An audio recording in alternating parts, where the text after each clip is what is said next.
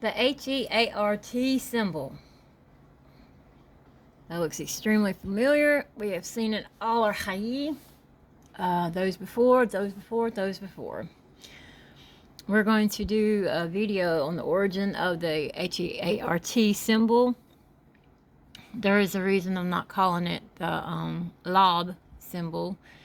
The bar lob will be used in different places in this video. I'm going to try to keep it kind of short.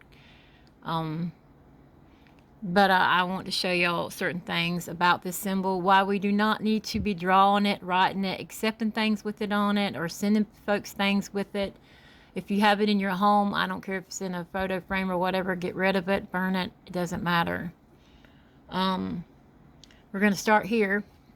I just typed in heart or HEART, sorry, symbol.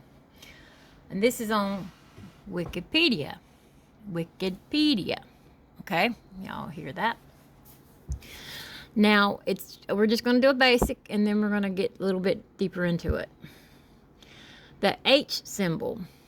The H symbol is an ideograph used to express the idea of the H in its metaphorical or symbolic sense, represented by, and they've got all these big words, in accurate shape. The H symbol is often used to represent the center of emotion.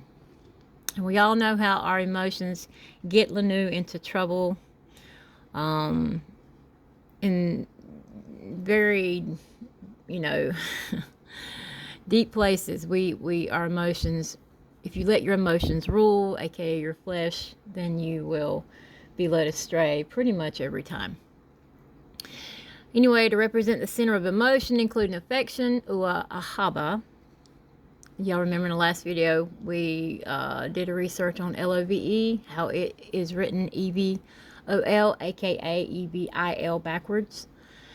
Especially romantic LOVE. It is sometimes accompanied or superseded by a wounded HEART symbol, depicted as a H symbol pierced with an arrow, indicating LOVE, SICK-ness, or as a broken H symbol in two or more places.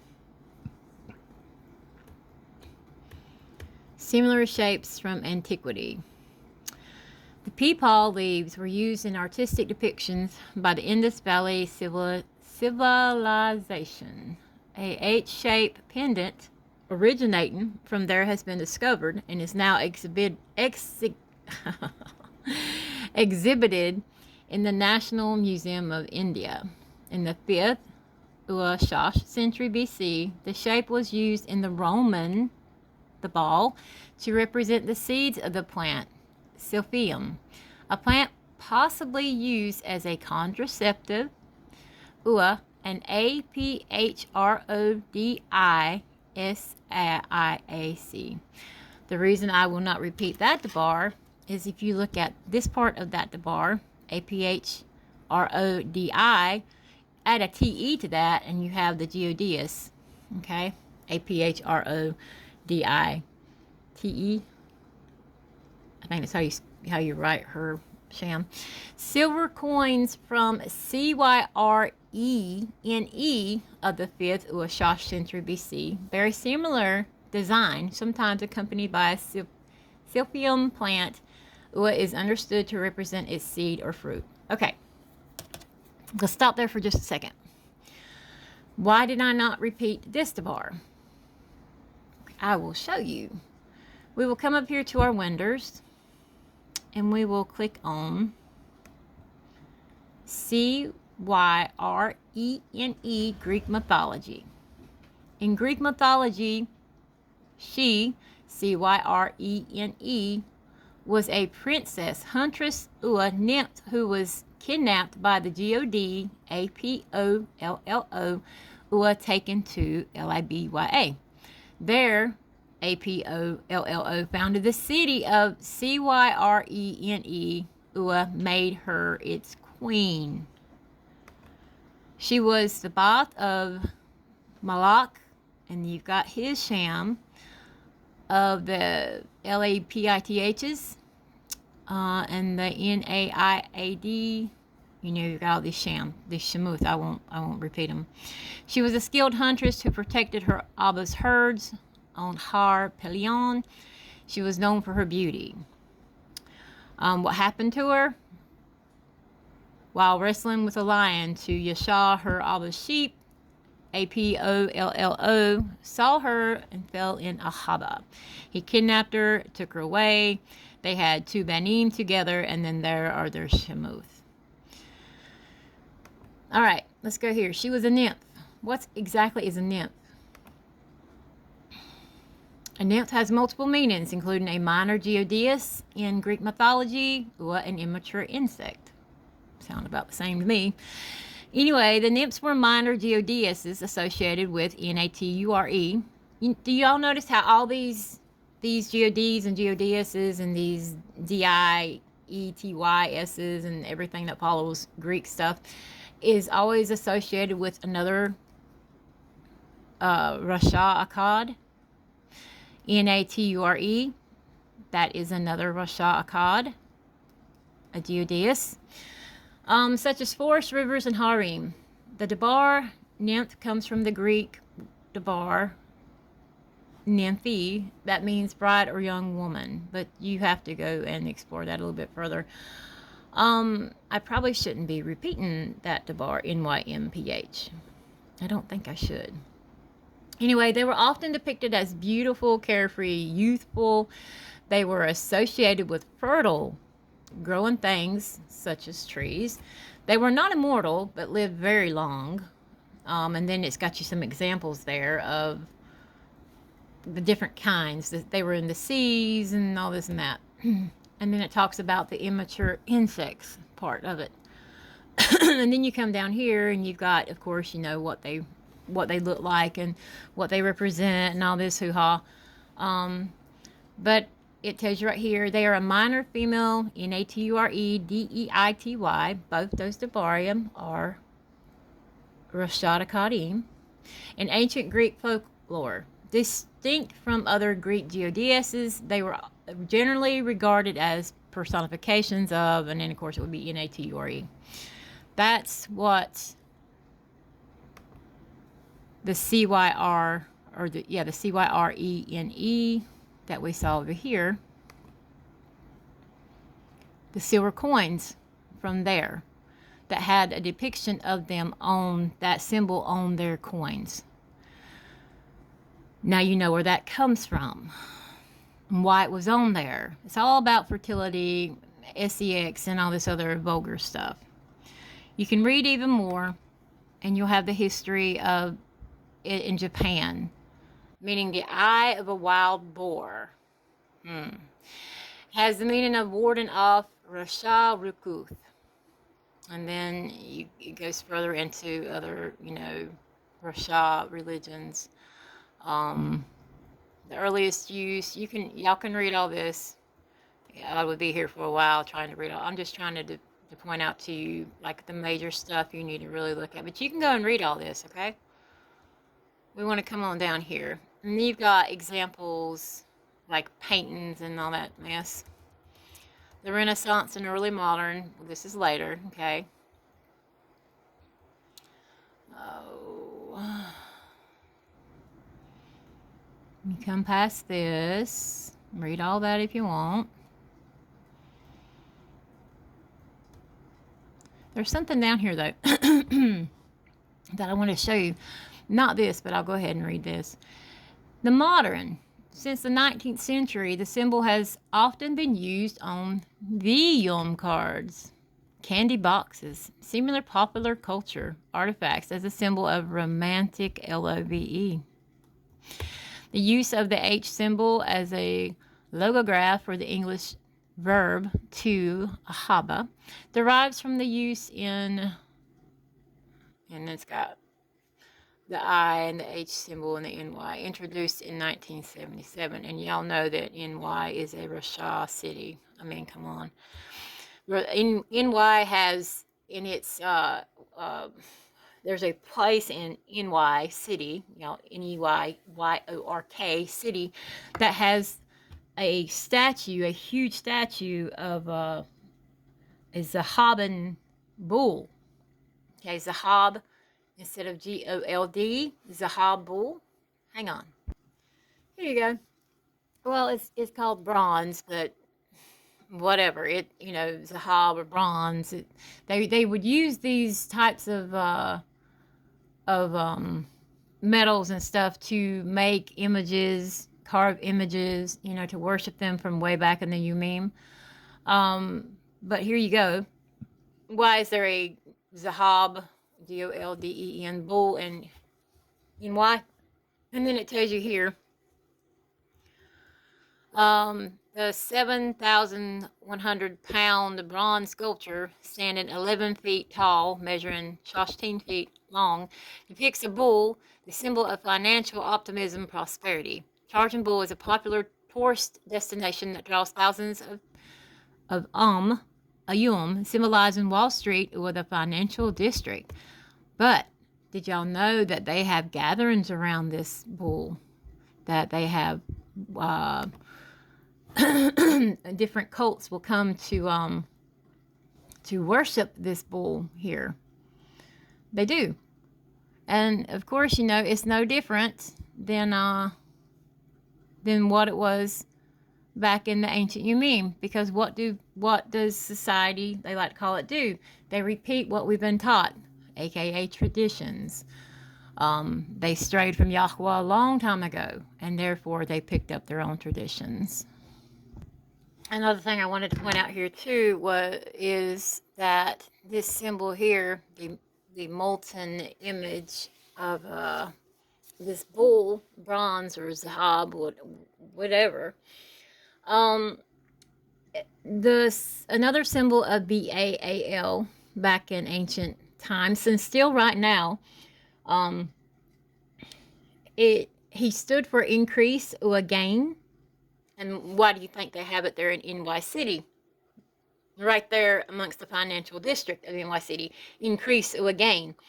There was different signs of Baal, and a cod of them was a manifestation of an image of a bull in molten metal.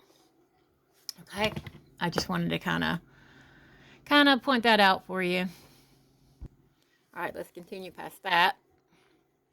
You've got some more of these things. Like I told you, you can go and you can read all of this. It's interesting, but everything has an origin, and you got to understand that things develop over time. But they have the origin, and where they originally started from, the origin is what they encapsulate, is exactly what they mean. It does not change. Their meaning does not change. You cannot, in the Setian world, they think they're Godly, you know, and they are, because that is their religious cult. And we all know that because we came out of that. But they think they can Setianize it and make it Good, you know. When you realize that Sianity is paganism, when you finally realize that, then you really start seeing everything for what it is originated from, right?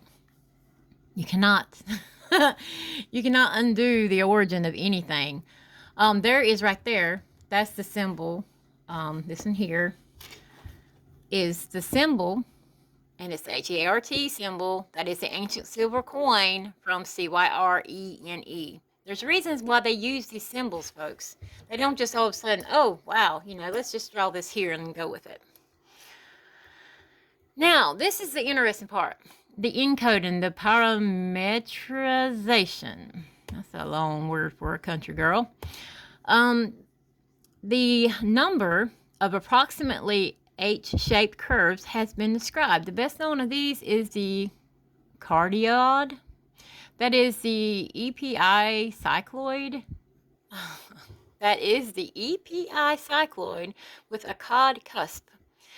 Though as the cardioid lacks the point, it may be seen as a stylized water lily leaf called ciblot rather than an H. Other curves, such as the implicit curve, may produce better approximations of the H shape. But let's look further.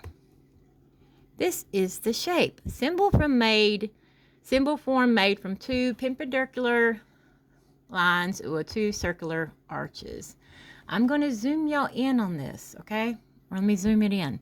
I want you to see something that is very, very important. All right, is that plain? Yes, it is plain. Con. Let me kind of go down a little bit because you need to see that bottom number. All right, let's get my little crochet hook out here for pointing something out. This is the shape of it, okay? This is the written down, got it out, numberized it, shape. Now, why would they have this done here? Figure it out on your own. You have this corner here. What number is that landing on? It's a negative shosh. Come to the bottom. What is the point landed on? A negative shosh. Come to this side. What is that side landed on? And these are your points. It's a shosh. If you don't know what a shosh is, it's the number SIX. I don't repeat that. Number for obvious reasons. SIX, SEX. And then you've got the triple of them. And then up here, at this point, it just lands right there. But my point is, why does the other points that form the V of it, negative shosh, negative shosh, shosh. What do you have? You have 3 SIXs. Do you not? Do you not find that very interesting? Because I do. That's enough for me right there. And then you have the equation over here. Okay? Simple form made from 2 perpendicular lines and 2 circle arches. That's something I wanted to show you. All right. I don't think I've showed y'all this yet. Here we are. The origin of the H-E-A-R-T shape. The origin of the H-E-A-R-T shape is uncertain. And no, it's not. But it may have come from the ancient plant Silphium or from the shape of ivy leaves. The H-shaped meaning has changed over time. Ua continues to E-V-O-L-V-E. They can, tell you it changes over time, but no, the origin is all that matters. And then it just simply gives you here the Silphium plant, and it's a beautiful plant. It's pink, and it looks like the little shapes that you see here. But see, Yahweh creates pure. He creates beautiful creations, right? Bara. And then what does the Rasha Akkad do? He goes right behind every single pure bara, and he mimics it. But when he mimics it, he always places a Rasha twist to it, doesn't he? Because it always points back to him. The Rasha of what he twists around always points back to him. But Yahweh's pure bara is pure. Therefore, you're either going to be pure or you're going to be Rasha. Rasha, E-V-I-L, or W-I-C-K-D. But that's what the Rasha Akkad does. The D-E-V-I-L, S-H-A-T-O-N, and then of course, he has his own sham, too. A lot of folks don't know that. But he has his own sham. We'll talk about that later. But yeah, they took something pure and they ran with it. But this is the ancient Greeks and Romans. But before the ancient Greeks and Romans was Babylonian. Okay, here's who I'm talking about whenever I pronounce it. We were taught that, you pronounce it Nimrod. But there was never no I or O in the beginning of scripture writing in the Abrith, Over here in the modern Babylonian Hebrew script, the square script, but these would be the letters to it represent, the beginning of the Abrith, but these are not the same. This is the square script. This is not the bara. This is not the written from the beginning creation letters. That would be the Auth Youth, aka pictograph, and then the Paleo, and then there's a couple more to come after it before these. But anyway, this is the N. This is the M. This is the R. This is the U, or the UA. And this is the R. Nun, Mom, Rash, Nun, or no, UA, I'm sorry, UA, Dal. So you would actually pronounce it Numrud. Numrud. Okay? Numrud. Some might pronounce it Namrud. But I'm just going off of what comes after the N. Normally is the U. But that's how I'm going to pronounce it from here on out. But I really don't like speaking his sham because all he is purely Rasha, you know. But that's what I'm talking about. N-U-M-R-U-D. Okay. All right. Down here, we're going to go ahead and you've got your medieval art. All this and that. The H-shape's meaning. It has been used as a symbol of romantic LOVE or affection, aka lust. The shape has been used to symbolize civic feelings, compassion, community. Down here, you've got the first known depiction of the H shape as a symbol of LOVE was in the 1250s. You know, they like to give you the first time. Well, it might have been the first time they actually started using it in a specific way, but it is not the first time it was ever shown or where it come from. We're going to go here and we're going to click on the history. I think that's what we're going to click on. Oh yeah, look down here. Have you not seen, is the H shape based on a woman's rear? That's something for you to think about. Because what does that symbolize? A lot of vulgarity. A lot of vulgarity. I think this is, was this the one I went to click on?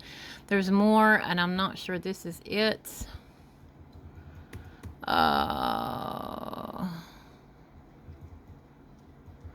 This was from Videom last year. You're looking at that. My computer is kind of like getting stuck. Look at that, and you're thinking, oh, that's innocent. Isn't that sweet? You know, all that hoo-ha. But that wasn't what I meant to click on. The origin of the popular iconic H symbol, fiction or facts. This is what I meant to click on. It reads under here, the origin of the iconic H-shape Silphium was a species of giant fennel that used to grow on the North African coastline near the Greek colony of Cyren. That's your other connection to that geodeus. And it coming, you know, the silver coin coming from that place and what it represents. All right, I was recording something and I thought I was recording it and there was like, I don't know, it just didn't record. And then I realized I wasn't recording and it just aggravated me really bad. Anyway, we're going to go back to this and try it again. The origin of the iconic H shape. We've read some of this already. The question is, how did the H become transformed into the silhouette we currently use to represent it? According to the theory suggests the origin of the H symbol can be traced back to the ancient plant Silphium. Silphium was a species of giant fennel that used to grow on the North African coastline near the Greek colony of Cyren. There you go. There's another mention of it, you know, and that was on the coin, the silver coin, remember? The Greeks or Romans used it as a spice, medicine, medicine, sounds like S-I-N, don't it? Pronounce that way too. But as a form of birth control. There is Two, speculation of it being modeled after the human anatomy of the breast or the rear, the buttocks. I just don't like that debar. That's how I don't like repeating that debar. I just call it the rear. But that is the woman's breast or the woman's rear. As well too as that of the water lily, leaf, or ivy. And if you look into Greek mythology, the water lily, or I'm sorry, the water Lily, because Lily is another Rasha Akkad. If you look into the Greek origins of the water Lily, leaf, or the ivy, they use that as symbolisms for fertility, for all this and that. Now, there's something I want to point out to you here, and this is what I was discussing a while ago when the phone was not even recording. Oh, here we go. When two folks, your Asha or your Aish, or when y'all come together, the whole thing, the whole origin of procreation, coming together to know each other, was to form a baby, was to form a child, was to have Yaladim, children. That is why we were to come to, that is why we are to know each other. Okay?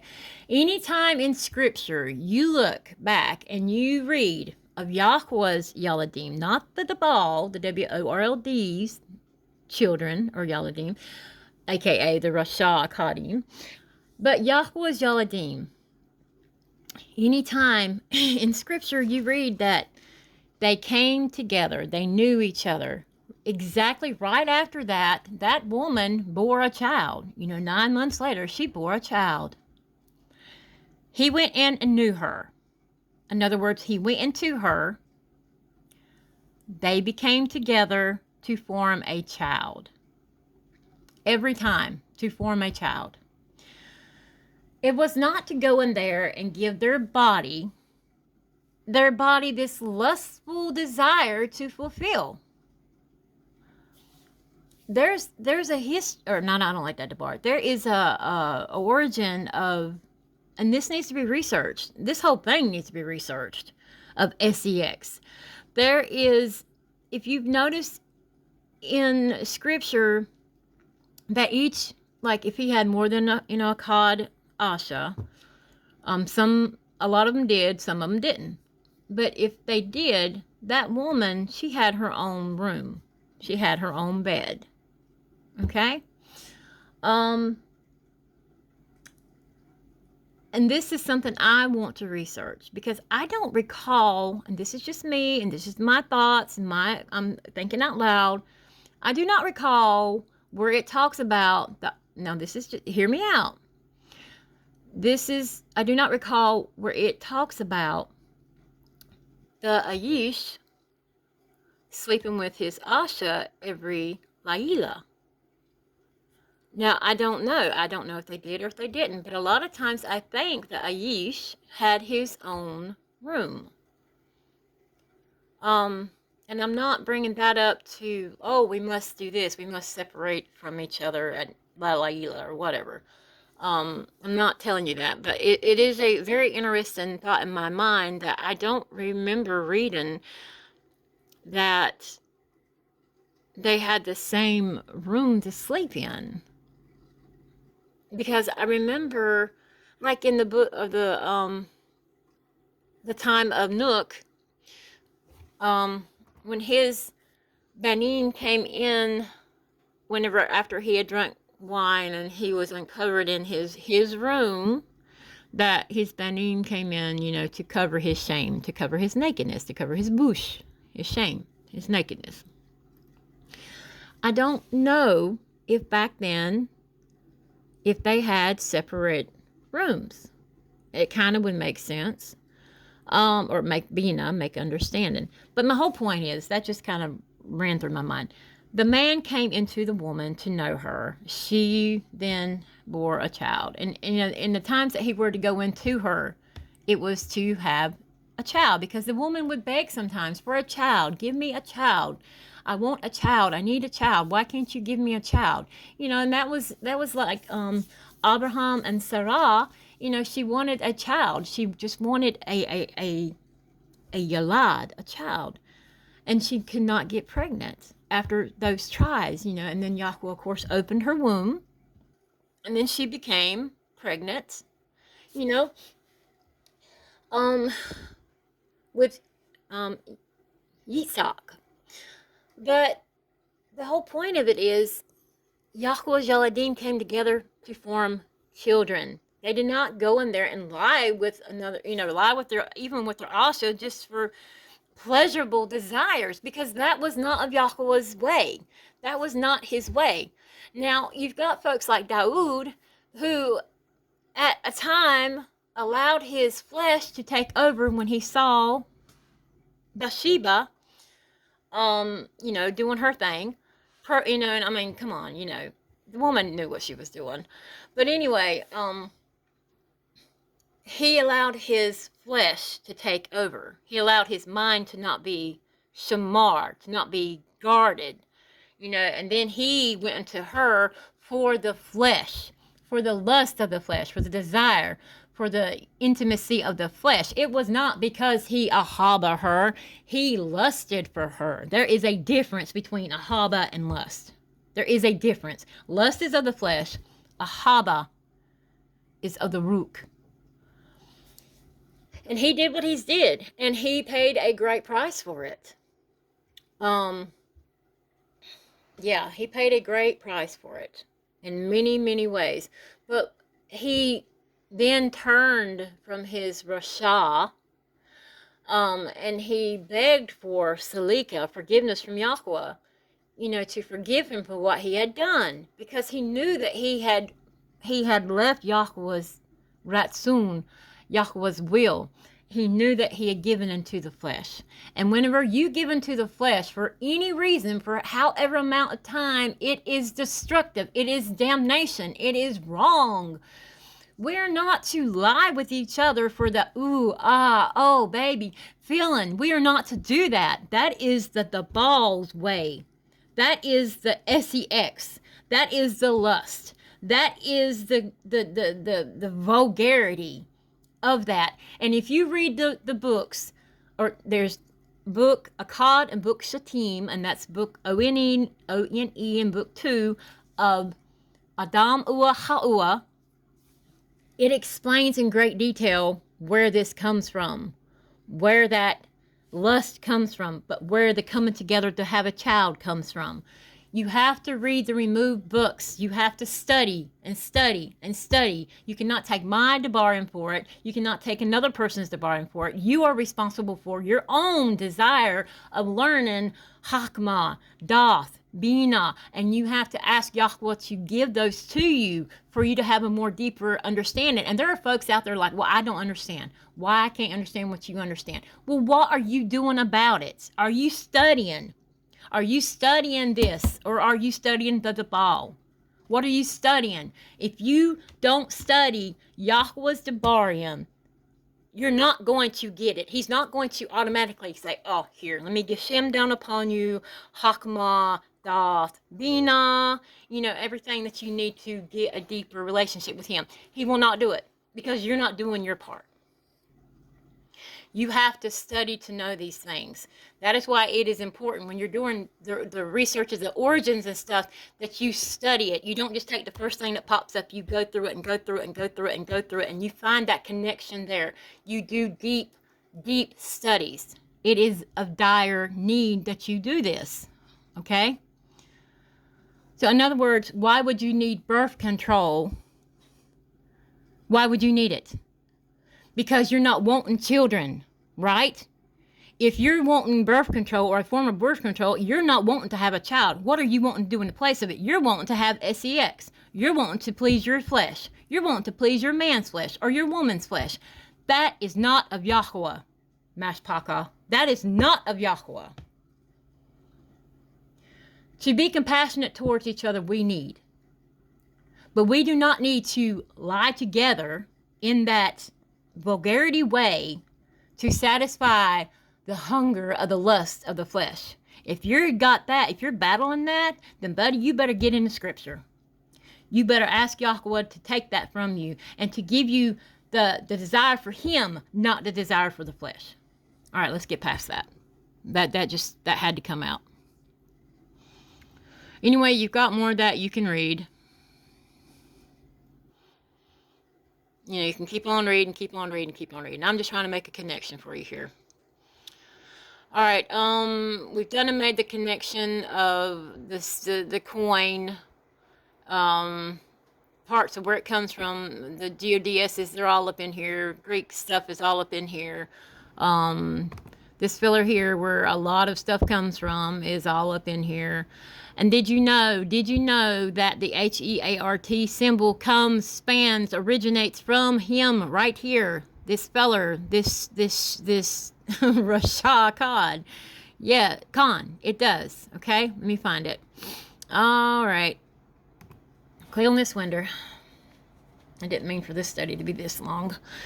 The HEART symbol was a symbol of NUMRUD among the ancient Babylonians. The debar for HEART in Babylonian was BEL, but we know there's no E's in the original writing, or BAL. That was a symbol of BAAL, the LORD of the Babylonians. The H symbol origins are complex, including ancient plants, medical texts, religious art. It may have originated from the leaves. It may have originated from the seed of the Syphilian plant. It may have originated from the writings of those two fellers right here that I'm not going to repeat. There's Shamuth, who described the HUMANH as having 3 chambers. And then, of course, became associated with LOVE in the 15th century. The shape became especially popular during the Renaissance when it was used in religious art, playing cards. But remember the origin. The shape was a recurring motif in LOVE notes, Yom cards in the centuries. HEART, CUPIDS. The H had been a symbol of NUMRUD among the ancient Babylonians. Here's you another. According to Young's Analytical Concordance of the BIBLE, or Strong's Concordance, the debar for HEART in the Babylonian language was BEL or BAL. It was a symbol of BAAL, LORD of the Babylonians. Then you've got the truth behind V-Day. We're going to probably, or V-Yom, we're going to probably do a thing on that too. I have to do these in parts to break them up because they do turn out to be long. Let me click that off of there. Okay, what the BIBL speaks about the HEART symbol. The H symbol of V-Yom is actually a symbol of or for NUMRUD. The Romans acquired the H symbol from the Babylonians. There you go. The Romans acquired the H symbol from the Babylonians. Okay? It didn't just all of a sudden start like in 1250 or 1892 or something AD, BC, EAFG, HIJK. All right? It started with the Babylonians. You can click on this. We're going to wrap it up.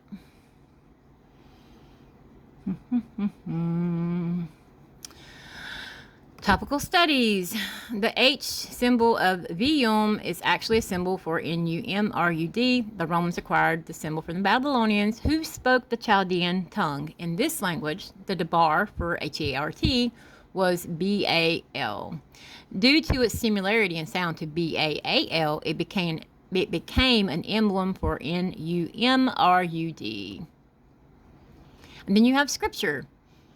Mashle 4:23-27. This is very important. To keep your lob. Okay, that's what I'm telling you. There's lob. There's where it would be to keep your lob. instead of, the lob is the Abrith Dabar instead of right here in this context of H-E-A-R-T.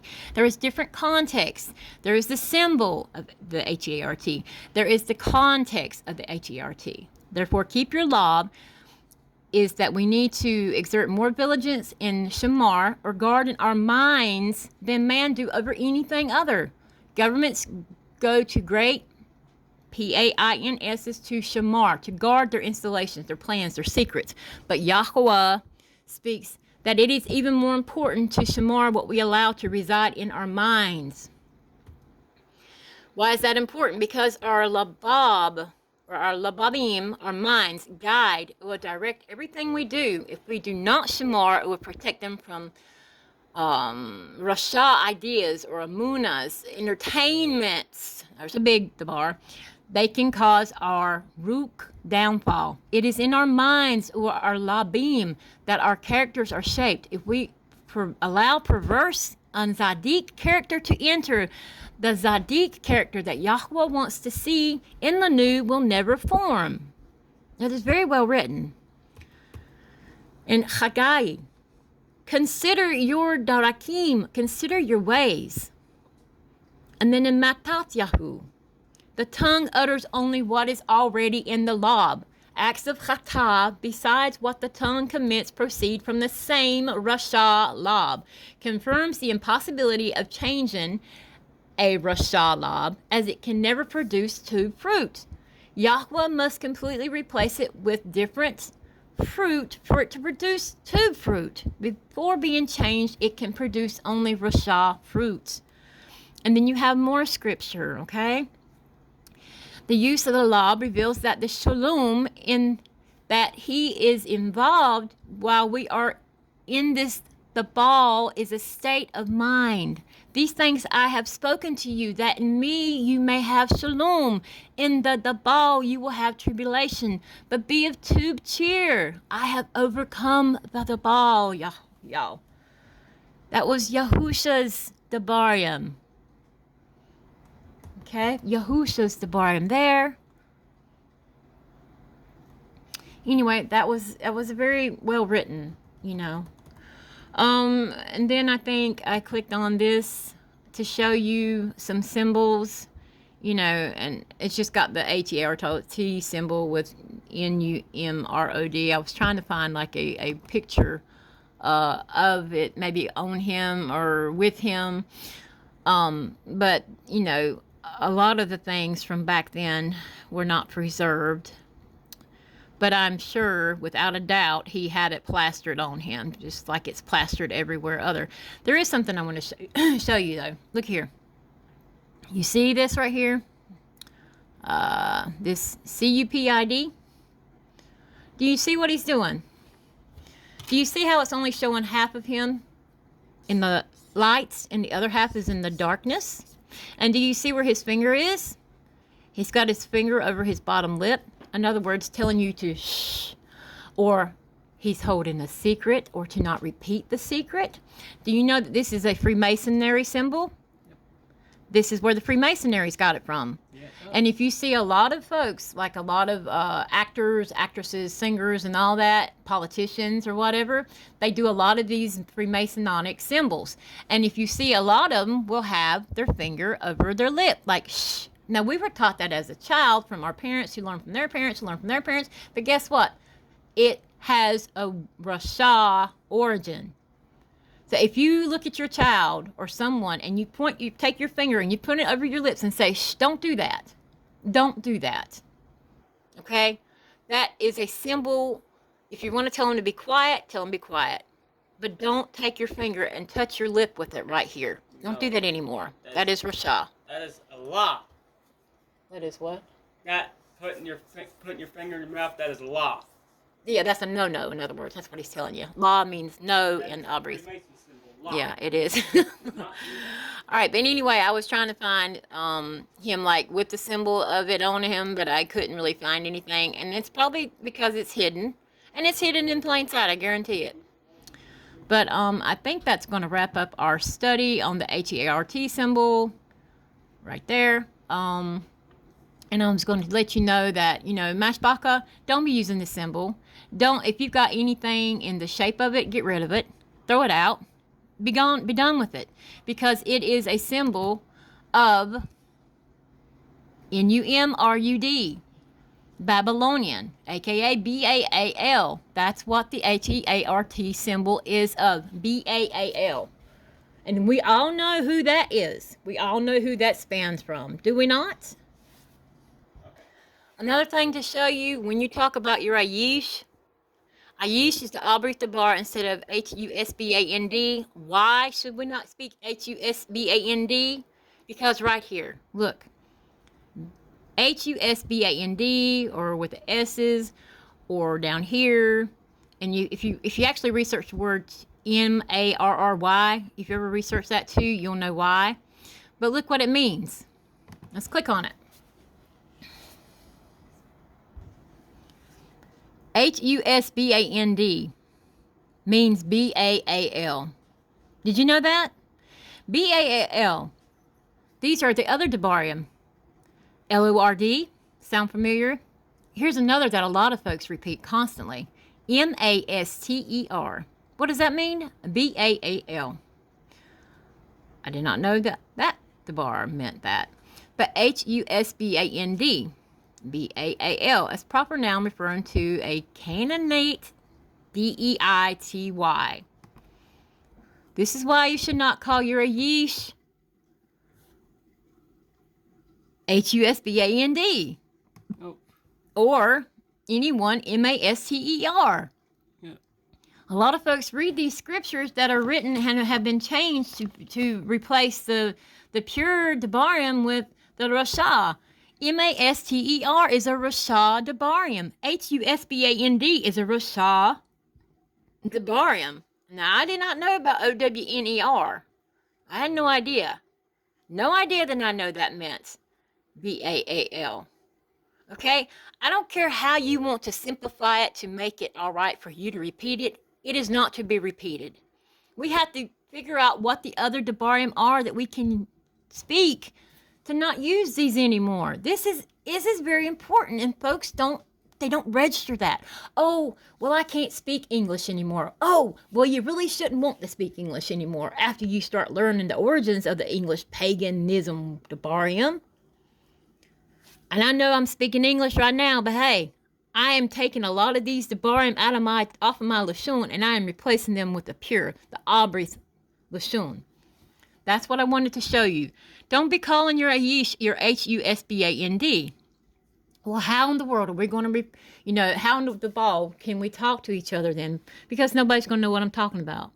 Write it down or call it the letters for them. Or, I haven't researched the Debar spouse. I have not researched that, okay? Right now, instead of calling him my HUSBAND, I call him my spouse if I'm talking to someone other than the ball. I can't, that's how I'm referring to, and it feels very weird because I'm like, my Ayish, you're going to look at you like, who, what? My spouse, okay? I have not researched the Debar spouse. Therefore, I'm going to use it until I can't use it. But I'm just telling you that. That's something I wanted to show you. All right, we're going to end this study right now. And I just brought this here to tell you this, and it's wild how this study is all coming around right before, VALENTINE Yom.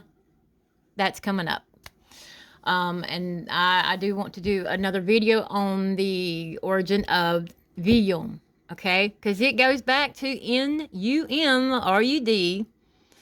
aka TAMMUZ.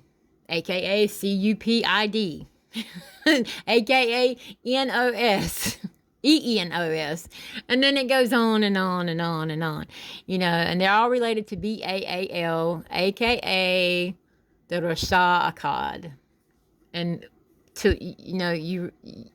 he's called a lot of things, but he does have his own sham, and if you read, don't quote me, but I think it's the book of Chanuk, it's in there. All right, Mashpaka, this has been another long study. I do not tell you I'm sorry because it has to be done. I truly, I truly, ahaba, y'all who are listening and who really, it's not my debarim that are important. It's scripture that is important. And it's knowing the ha'amath, the truth, that is important. Because when you know the ha'amath, the truth, you are being directed closer to our Abba Yahweh. And we have to tahur, we have to cleanse our lashon, our labab, our minds, our thoughts, our desires, our everything. We have to cleanse. We have to cleanse while we're still breathing. Shalom, shalom, shalom, shalom, mashpaka. Ani palau Yahuwah, barakata ua shamarata. Rabba, Rabba ahaba, yadid. Rumama, Yahuwah, Yashral. Yada Yahuwah.